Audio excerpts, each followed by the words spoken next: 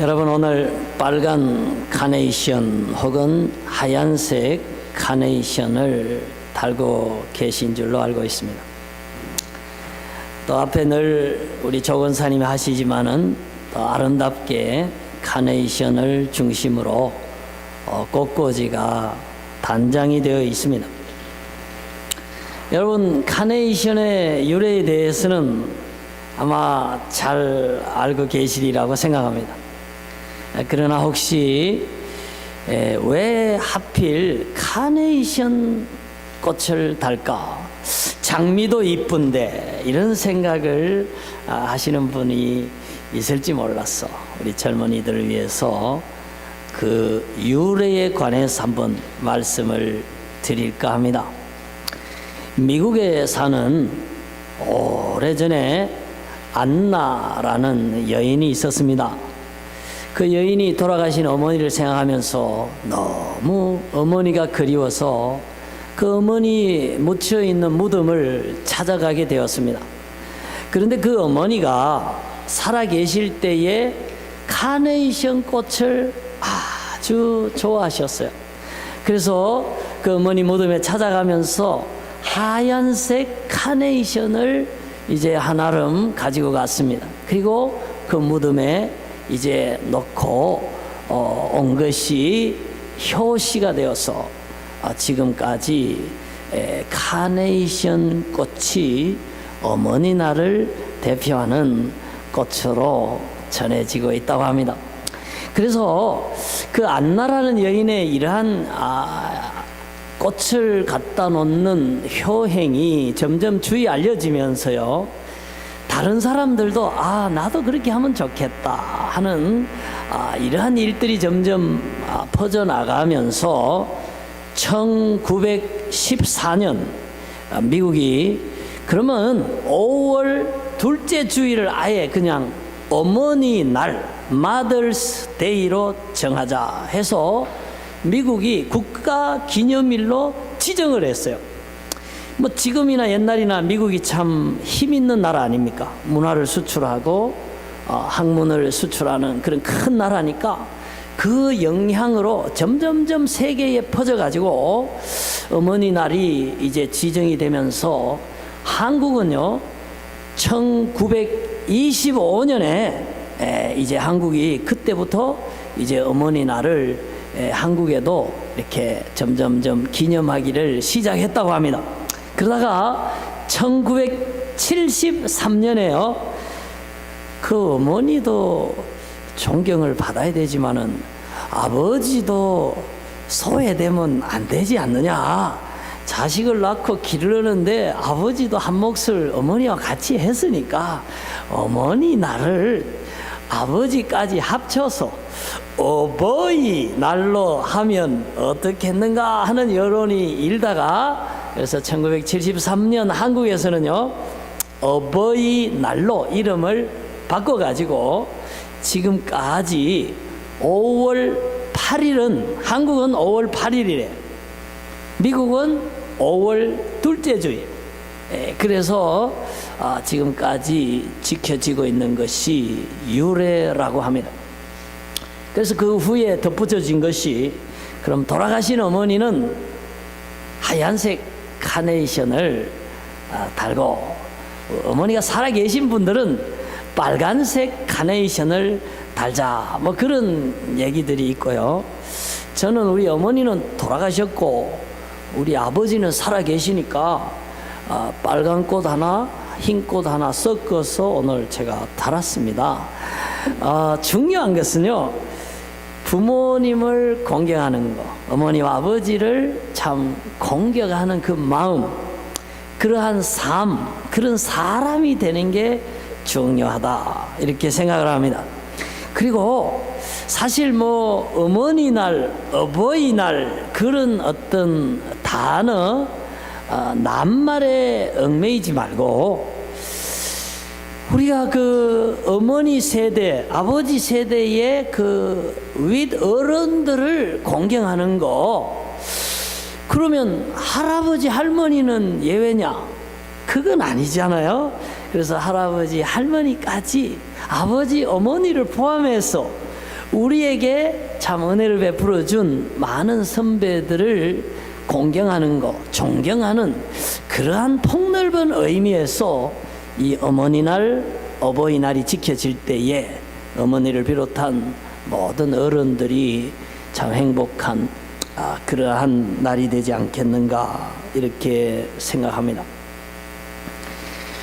저는 오늘 특별히 우리 코리안들, 이 이민교회를 섬기는 한인교회의 코리안들은 특별히 부모님에 대한 감사가 더 크다고 저는 생각을 합니다. 왜냐하면요, 여기 유학생들도 있고 이민자 자녀들도 계시지만은요, 예를 들어서 우리 청년들 많으니까 유학을 보내준 부모님을 한번 생각해 보자고요. 한국에 학생을 둔, 자녀를 둔 많은 부모들이 있지만은 카나다에 유학을 보내주는 부모는 많지 않습니다, 여러분. 그리고 카나다에 자식을 유학시키는 부모님들이 다 재벌이 아닙니다, 여러분. 보통 사람들이 자녀들 유학을 보냅니다. 그런데 자기들은 정말로 최소한 먹고 최소한 입고 최소한으로 살면서 자녀들을 유학시키는 부모들이 대부분입니다, 여러분. 제가 방송에 보니까요, 정말 자녀를 유학 보내고 소위 기러기 아빠라고 하는 그 사람들은 너무나 외로워하고 힘들어하면서도 정말 자녀들 교육을 위해서 노후도 없고 오로지 희생해서 자녀들을 키워내는 그러한 삶과 라이프를 제가 보았고 많이 듣고 있습니다. 그래서 카나다에 유학 왔어. 부모님의 그런 희생에 바탕에서 여기서 공부하는 사람들은 이 어머니날, 어버이 주일이 그냥 지나가면 안 되는 주일이라고 저는 생각합니다. 그 다음에 한국에서 어머니 주일을 맞이하는 크리스찬도 있어요.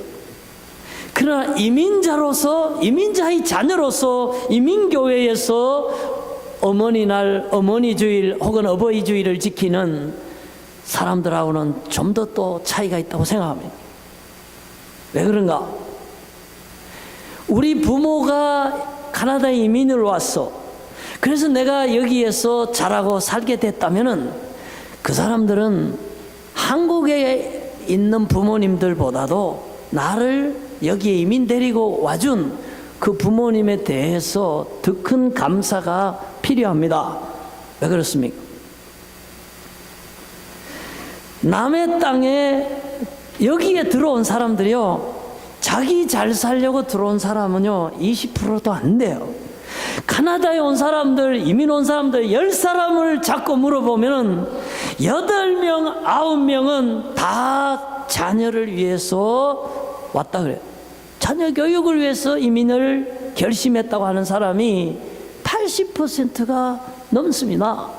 그리고 실제로 미국도 마찬가지고 카나다도 마찬가지인데 제가 보면은요, 자녀들을 잘 키워내기 위해서 자기들은 온갖 힘든 일하고 허드렛 일 다 합니다.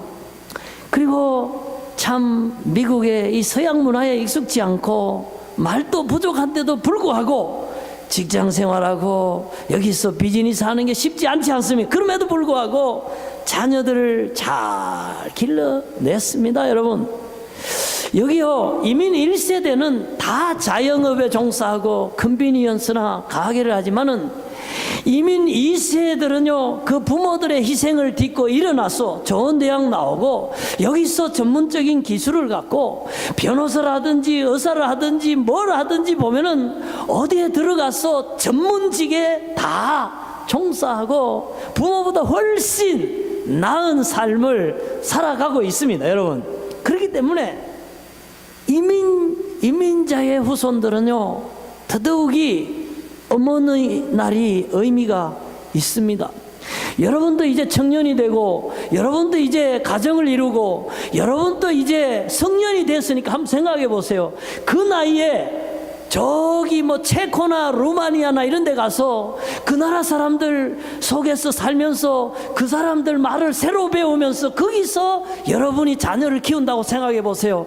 그게 쉬운 일입니까? 얼마나 많은 어려움이 따라옵니까? 바로 여러분의 부모가 이 가나다 땅에 와서 낯선 문화 속에서 그런 고생을 하면서 우리를 키워냈다. 그렇기 때문에 오늘 어머니날을 맞이하는 이민자의 후손은 한국에 있는 우리 또래의 사람들보다 각별히 부모님 세대에 대한 감사의 마음을 가져야 됩니다.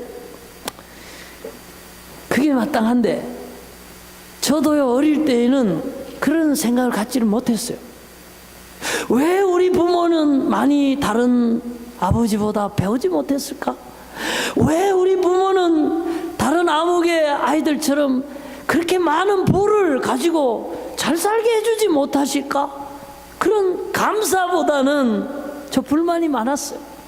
그러나 저도 가정을 이루고 자녀를 낳고 그리고 한 아버지로서 살아가면서 이제는 그런 원망은 다 사라져버리고, 야, 그 참 가난한 시절에 그 참 어려운 여건에서 우리를 키워주신 거, 우리를 길러주신 것만 해도 너무 감사하구나. 내가 이렇게 예수를 믿게 해주신 것만 생각해도 너무 감사하구나 하는 감사한 마음이 많이 듭니다. 저는요, 우리 소망의 어르신들을 바라보면서 그런 생각을 해요. 저분들은 특별히 우리 한국의 역사 속에서도 환란의 시대, 역경의 시대, 힘든 시대를 살아내신 분이에요. 여러분 한번 생각해 보세요. 우리나라 역사 속에서 일본 제국주의가 와서 그렇게 사람들을 핍박하고 물건을 수탈해 가고 문화를 압제했던 그런 시대가 어디 두 번이나 있었습니까? 바로 그 시대에 태어나서 그 시대의 청년기를 보낸 사람들이 우리 소망의 어르신들이에요. 그리고 일제 치하에서 벗어나자마자 공산주의 전쟁 침략을 받아서 6.25 동란의 그 잿더미와 그 무시무시한 전쟁의 참화를 겪은 사람들이에요.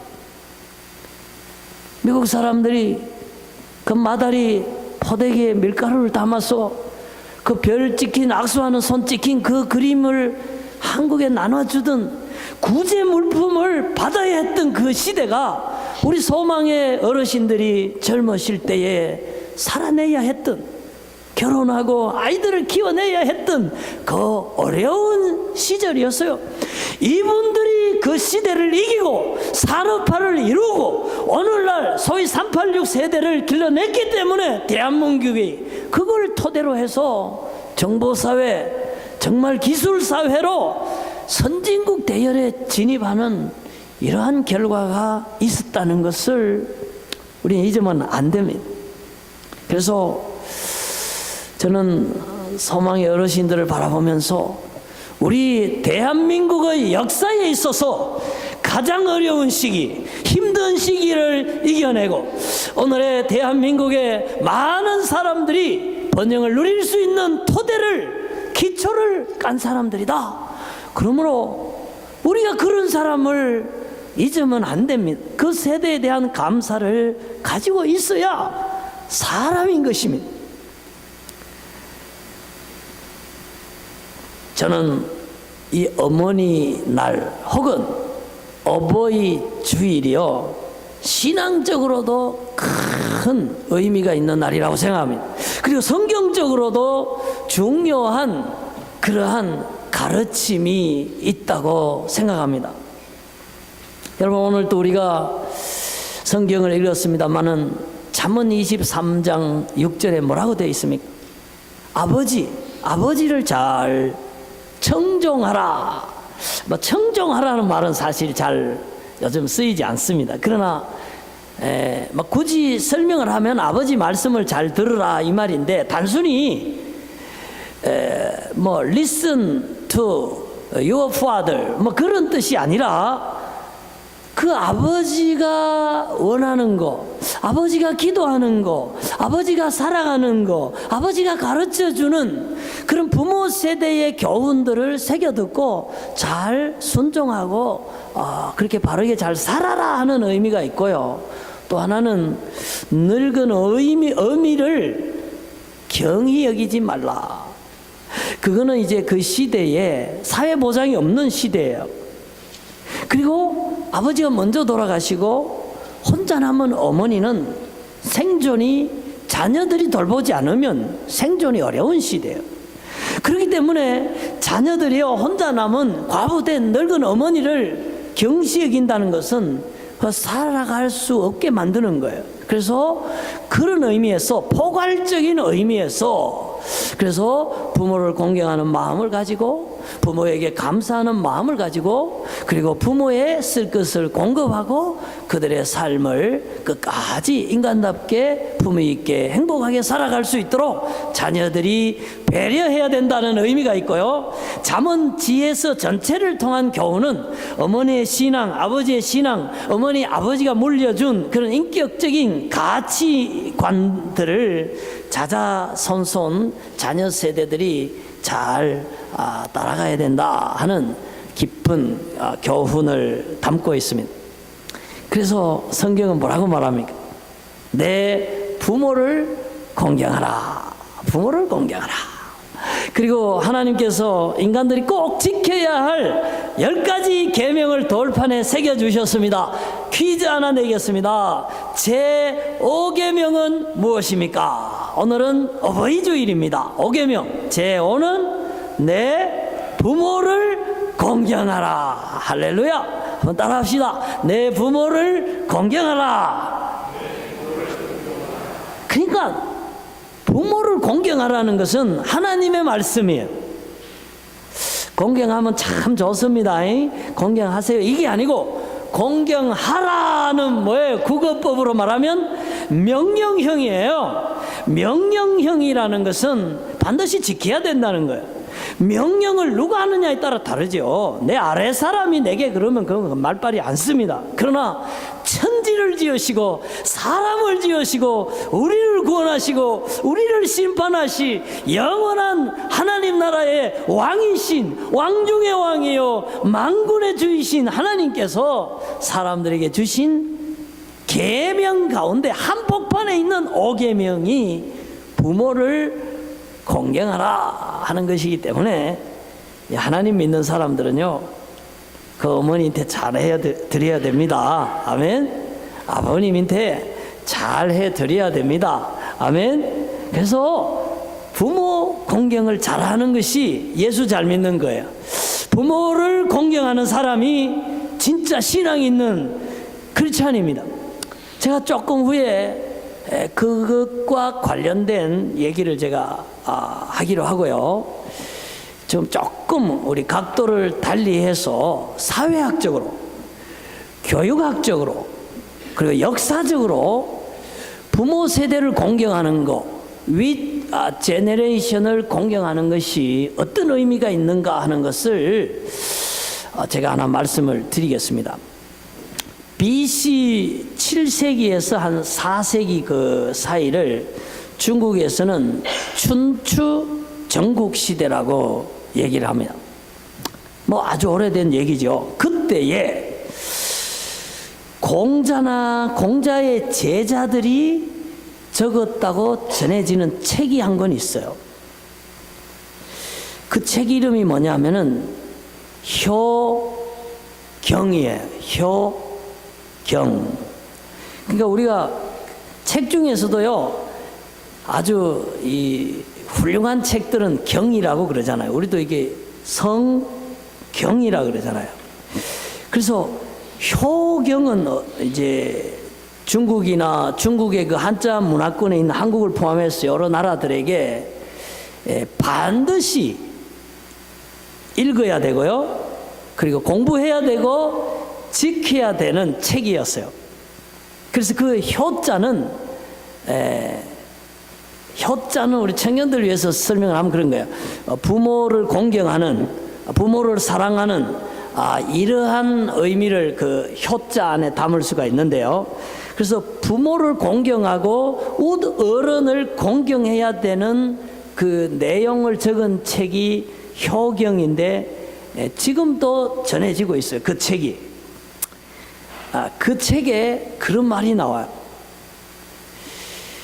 효는 모든 지식, knowledge, 학문의 근본이라 그랬어요. 그리고 효는 인격의 근본이 된다. 그렇게 얘기를 했어요. 그래서 제가 조금 설명을 하겠습니다. 쉽게 말하자면 그런 거예요. 부모를 공경하고 부모님께 정말 효도를 다하고 부모님을 사랑하는 사람이 진짜 배운 사람이고 인격적인 사람이다. 효경이 그렇게 얘기하는 거예요. 거꾸로 말하면 부모를 무시하고 부모를 소홀히 하는 사람은 그 덜된 사람이다. 사람 됨됨이가 되먹지 않았다는 얘기고, 진짜 많이 배운 사람은 어른들을 공경할 줄 아는 사람이 진짜 배운 사람이고 훌륭한 사람이다 하는 것이, 우리가 한국이 이 중국 문화권 속에서 이렇게 수천 년 동안 지내왔어요. 그래서 우리 한국 사람의 정신적인 뿌리 속에는 뭐가 들어가 있냐면은 어른에 대한 공경입니다. 형님이나 높은 사람이나 어른에 대한 그런 존경을 빼고 나면 우리 전통 사회는 존재할 수가 없습니다. 그래서 아버지 어머니를 존경할 뿐만 아니라 스승을 존경하고 또 임금을 존경하고 연세 드신 분을 존경하는 것은 우리 한국 사회의 정신 세계를 버티고 있는 기둥과 같은 사상입니다. 그렇기 때문에 이 효 사상, 부모를 공경하는 사상은요, 기독교를 떠나가지고 인격적인 측면에서 사람 됨됨이라고 하는 측면에서 굉장히 중요한 덕목이다 하는 것입니다. 그래서 저는 지금까지 한 3가지 말씀을 드렸어요. 그래서 제가 하나 정리를 하고 이제 다음 얘기로 넘어가려고 그래요. 첫째는 뭐냐면은, 우리 참 소망의 이런 세대들이 환란의 역사 속에서 오늘의 대한민국과 우리들이 잘 살 수 있는 토대를 마련했기 때문에 이분들이 생존할 수 있는 동안에 정말 존경하고 공경을 표해야 된다는 얘기 하나 있고요. 그다음에 이민자의 우선과 유학생 그런 혜택을 입고 여기 살아가는 사람들은 유학 보내고 우리 교육을 위해서 이민 보내준 그 부모들에 대해서 어머니 나를 맞이해서 특별히 사랑하는 마음, 공경하는 마음, 감사하는 마음을 더 많이 가져야 된다는 얘기를 했고요. 그것이 성경의 교훈이다. 기독교 신자의 마땅히 하나님 앞에 해야 할 도리일 뿐만 아니라 우리 한국 사람의 정신사, 사상사, 역사 속에서, 중국 문화권 속에서 이 어른 공경하는 사상은 그게 바로 인격의 중요한 한 본질을 이루고, 그리고 배우고 못 배우고 사람이 되고 못 되고 됨됨이를 결정하는 중요한 덕목이기 때문에 이 효도는 우리가 반드시 잘 해야 되는 것이다 하는 말씀을 지금까지 드렸습니다. 맞죠? 자, 한번 따라 보겠습니다. 부모님 사랑합니다. 부모님 공경합니다. 마음을 다해서 잘해보겠습니다.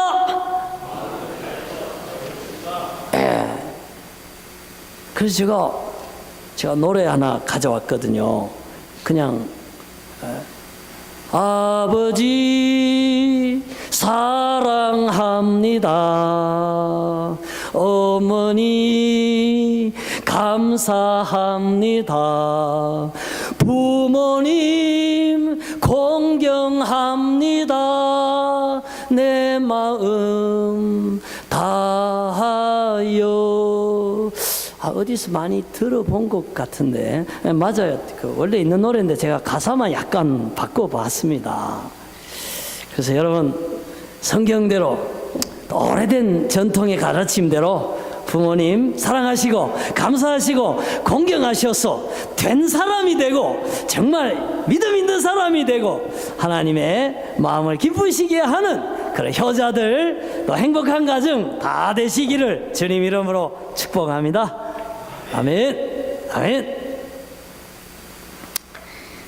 그러면 이제 다음 단계, 여러분이 설교자라면 어떤 설교를 하실 겁니까? 어떻게 그럼 효도를 할 것인가? 어떻게 하는 것이 부모님을 정말 행복하게 해드리는 것인가? 어떻게 하면 그런 전통적인 성경적인 가르침에 충실한 삶이 될 수 있을 것인가? 그런 좀 실천적인 단계로, 구체적인 단계로 넘어가서 말씀드리는 논리성이 있지 않을까 생각을 합니다.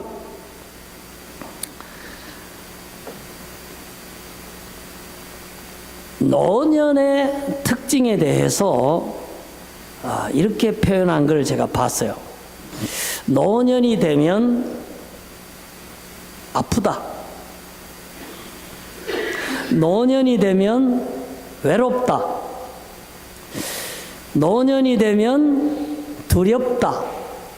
이 외롭다, 아프다, 두렵다, 이 세 마디가요, 노년의 정서를 잘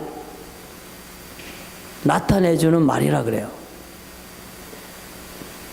여러분은 젊으시니까 그게 화가 안 닿을지 모르겠어요.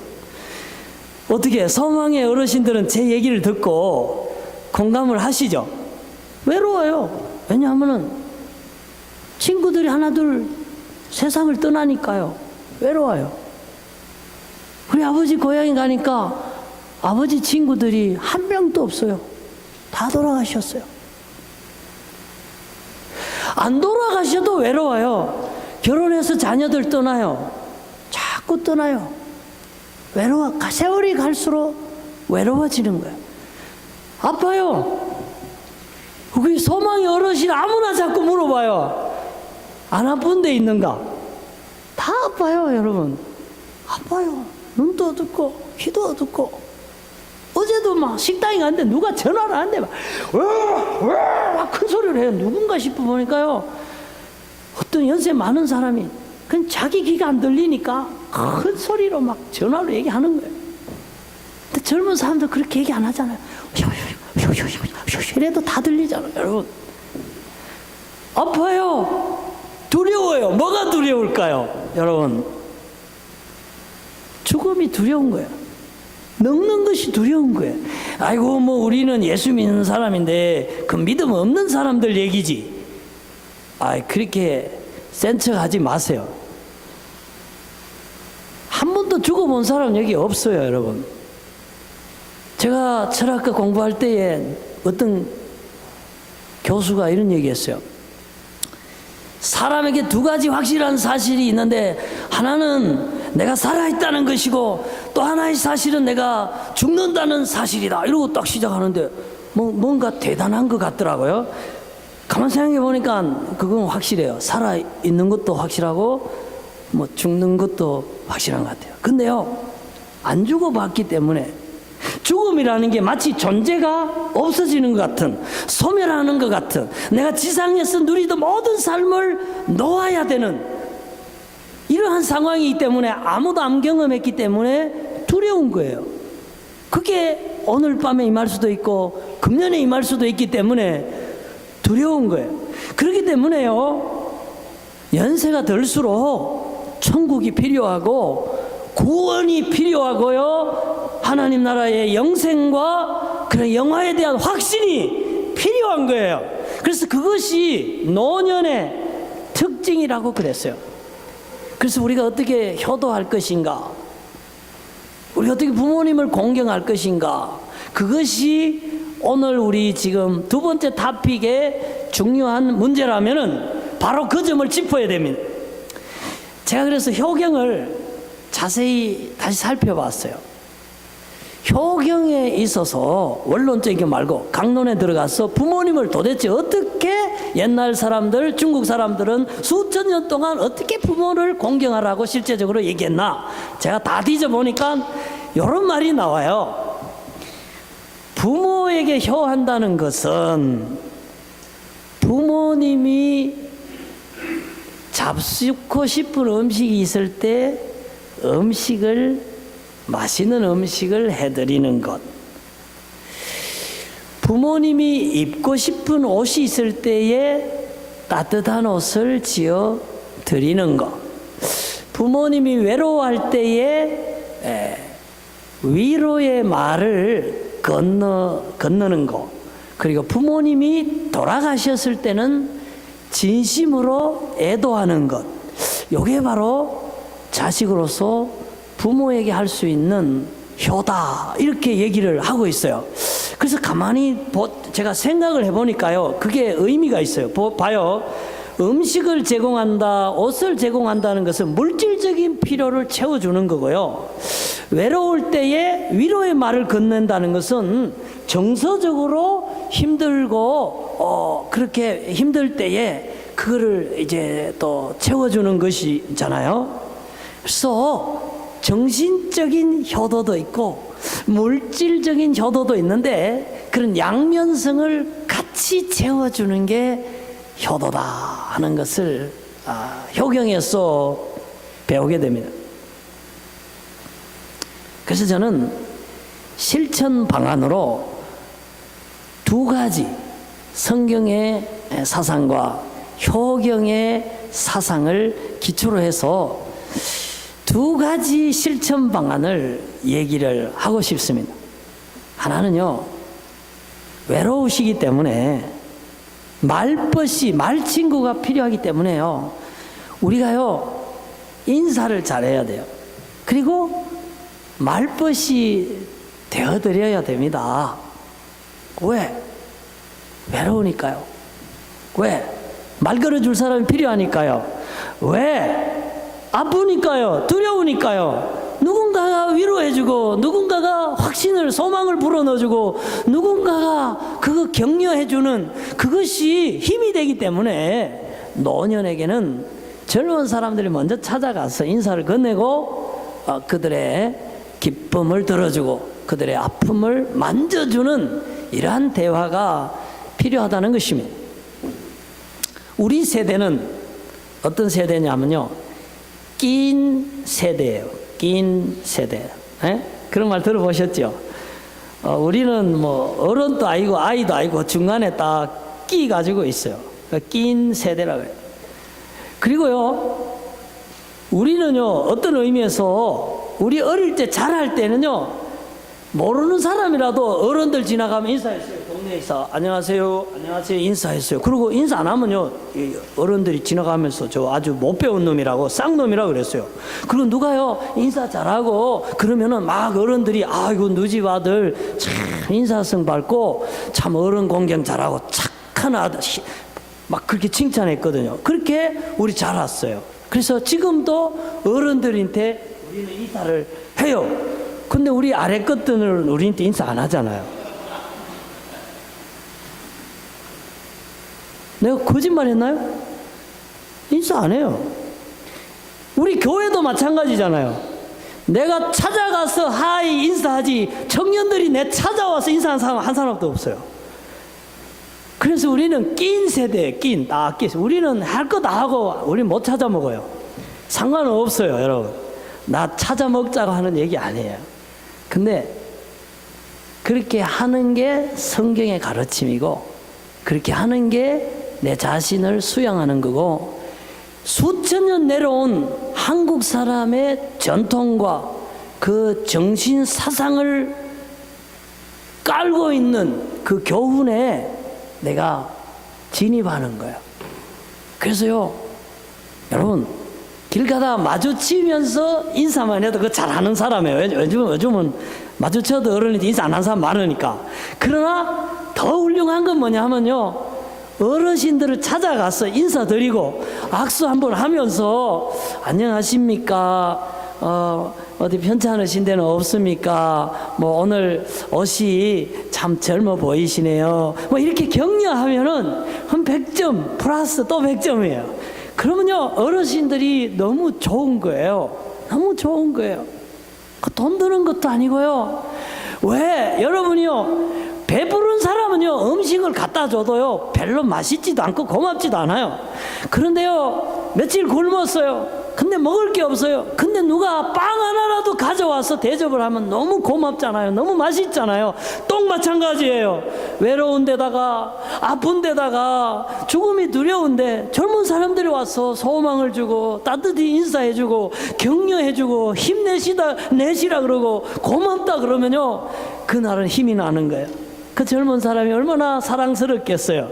그래서 우리가 그러한 사람이 돼야 되나? 우선 인사부터 해야 되고요, 따뜻한 말부터 건네야 되고요, 위로의 말, 격려의 말, 감사의 말을 건너는 것이 바로 효도의 시작이다 하는 것입니다. 자, 옆에 우리 소망의 어르신들, 우리 어머니 아버지 같은 분 계신다고 생각하고 한번 따라해 보십시다. 사랑합니다. 감사합니다. 힘내세요. 힘내세요.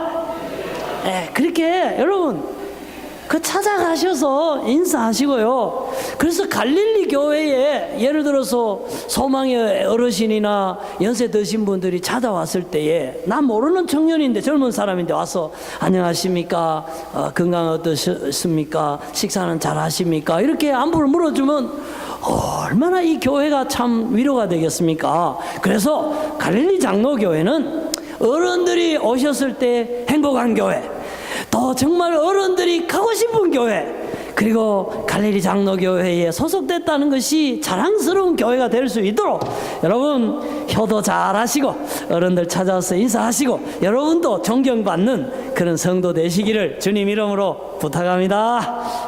아멘. 아멘. 제가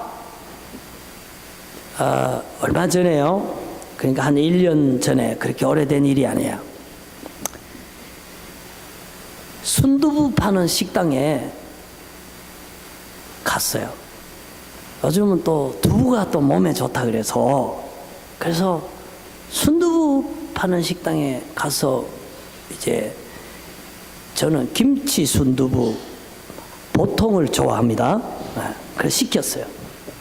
근데 보니까 제가 잘 아는 아주 연세가 높은 목사님 한 분이 혼자 창가에 앉아서 너무나 쓸쓸한 표정으로 식사를 하고 계시는 거예요. 그래서 제가 그분 부인이 바로 몇 달 전에 돌아가셨다는 얘기를 제가 들었거든요. 근데 그 모습을 보니까 너무 안 된 거예요. 그래가지고 제가요, 그분 식사 끝나기 전에 카운터에 가서 그 돈 계산하는 사람 보고, 저 있잖아요, 저기 어르신들 저 식사값은 제가 내는 거니까요, 절대로 내가 냈다 그러지 말고 돈 받으시면 안 됩니다. 아시겠죠? 예, 알았습니다 해서 계산을 딱 하고 와서 그냥 인사만 했어요. 아이고, 목사님, 그래 사모님 먼저 가시고 얼마나 그래 힘드셔요. 제가 그러니까요, 눈물을 쪼르르 흘리셔요. 그건 내가 얘기를 괜히 끄집어냈나 싶은 거예요. 나를 위로한다고 했는데 그분이 눈물을 쪼르르 흘리시니까 좀 머쓱해졌어요. 그래도 저는 진짜 진심을 담아서 그렇게 한 거예요. 그러고는 이제 맛있게 드시라 그러고 이제 제 자리에 돌아와서 식사를 하고 있었어요. 근데 그분이 이제 나가면서 계산하려고 그러니까 누군가 계산을 했다고 이제 그런 거예요. 그러니까 누가 했냐고 이렇게 물었을 거 아니에요. 그러니까 그게 이제 저를 찾아온 거예요. 알아가지고 와가지고는 그냥 인사만 안 하고 제 옆에 앉으셔요. 있는 게 시간밖에 없잖아요, 그런 분들은. 그래 앉아가지고 그러는 거예요. 아닌 게 아니라 오늘 제가 자기가 위로를 받았다는 거예요. 그래서 목사님 밥 한 끼 가지고 그렇게까지 말씀을 하십니까? 그랬더니 아니라고. 자기 부인이 돌아가시고 외롭고 쓸쓸하던 차에 자녀가 여기 많이 있대요. 밴쿠버도 있고 여기도 살고 다 잘 때 있대요. 근데 요즘은 자기 엄마 있을 때보다도 더 전화를 안 한다는 거예요. 그리고 지금 한 2달 동안 전화 한 통도 없고, 그리고 놀러 갈 때에도 전에는 같이 가자 그랬는데 다들 이제 저것끼리만 가고 헛말이라도 같이 가자고 소리를 안 한대요. 그래가지고 야, 내가 인생을 허살았나, 이 자녀들을 잘못 키웠나, 내 인생 말년이 참 이렇게 쓸쓸하나 이러고 너무 그렇게 우울하게 지금 생각하고 있었대요, 그때가. 그래서 제가 그랬어요. 아이고 목사님, 뭐 내가 꼭 낳고 키워야 자식입니까? 저같이 또 이런 자식도 있지 않습니까? 뭐 이런 자식이 오늘 그냥 밥 한 끼 지어드린 걸로 생각하시고 힘내십시오. 이러고 이제 헤어진 거예요. 그래서 자기가 위로를 받았다 그러고 헤어진 거예요. 근데 어떤 모임에 갔더니요, 그분이 그러는 거예요. 아, 임 목사가 말이지, 아, 이렇게 내가 힘들고 어려울 때에 말이지 밥도 사주고 아주 훌륭한 사람이라고, 훌륭한 목사라고 막 광고 선전을 하는 거예요. 여러분 한번 생각해 보세요. 제가 돈을 1000불 드린 줄 제가 그렇게 PR을 하겠습니까? 그리고 그분은 정말 고마워서 그렇게 하는 거예요. 그래서요, 저는 정말 그런 거를 기대하고 한 거 아니에요. 정말로 우리 아버지 같고 우리 어머니 같아서 참 사랑하는 마음으로 참 그런 기회를 하나님이, 그런 기회를 갖고 싶어도 잘 못 갖잖아요. 주셨다고 생각하고 작은 것을 우리 어머니에게, 우리 아버지에게 베푸는 심정으로 그렇게 한 건데 돈 10불 쓴 거밖에 없어요. 근데 그분이요, 그렇게 힘을 얻고 고마워하면서 모든 은퇴 목사님 찾아다니면서 갈릴리 장로교회 임 목사를 그렇게 선전하고 칭찬해 주니까요, 나는 진짜 100만 불 축복을 받은 거예요. 그렇잖아요. 그래서요, 저 그런 말씀을 생각했어요. 하나님이 성경에 에베소에 보면 그렇게 말씀하셨어요.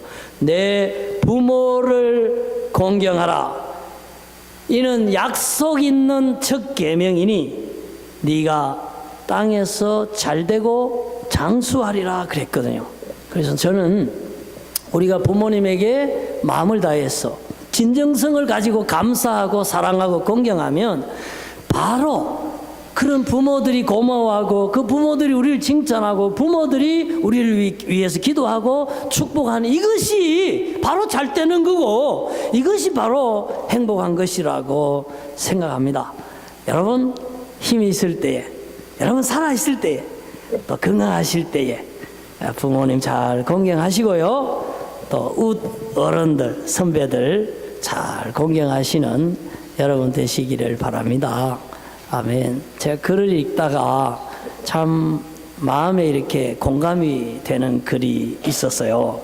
그래서 다시 찾아보니까 제가 찾을 수는 없고요, 대강 그 줄거리는 제가 메모리를 하고 있어요. 이런 거예요. 나는 내가 어릴 때에 우리 어머니가 좋은 음식을, 맛난 음식을 좋아하지 않는지 알았습니다. 나는 어릴 때에 우리 어머니가 좋은 옷을 입는 것을 좋아하지 않는 줄 알았습니다. 나는 어릴 때에 우리 어머니가 여행하고 하는 거 좋아하지 않는 줄 알았습니다. 그런데 내가 우리 어머니 나이가 되어서 자식을 키우면서 깨달은 것이 있습니다. 우리 어머니도 맛난 음식을 먹고 싶어 하셨겠구나. 우리 어머니도 좋은 옷을 입고 싶어 하셨겠구나. 우리 어머니도 그때 정말 멋진 여행을 하고 싶으셨겠구나 하는 것을 깨닫습니다.